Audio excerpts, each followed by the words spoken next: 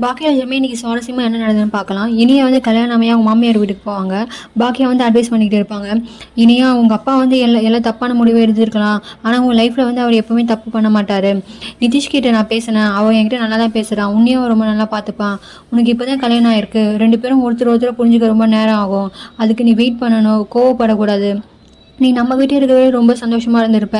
என் லைஃப்பை பற்றி சீரியஸ்னஸே உனக்கு இருந்திருக்காது. ஆனால் நீ இப்படியே இருந்துடக்கூடாது, நீ மாறிடணும், ரொம்ப கோவப்படாமல் பொறுமையாக நடந்திருக்கணும். உனக்கு கல்யாணம் ஆகிடுச்சுன்னு சொல்லிட்டு உன் படிப்பையும் உன்னோட வேலையும் விட்டுறாத.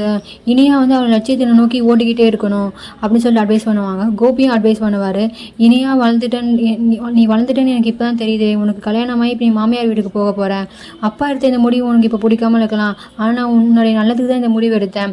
பசங்களுக்கு வந்து அவங்க ஆசைப்பட்டதை எப்பயும் செய்யணும்னு நினைப்பாங்க, ஆனால் பெற்றவங்க வந்து அவங்களுக்கு எது நல்லதோ அதை தான் கிடைக்கணும்னு நினைப்பாங்க.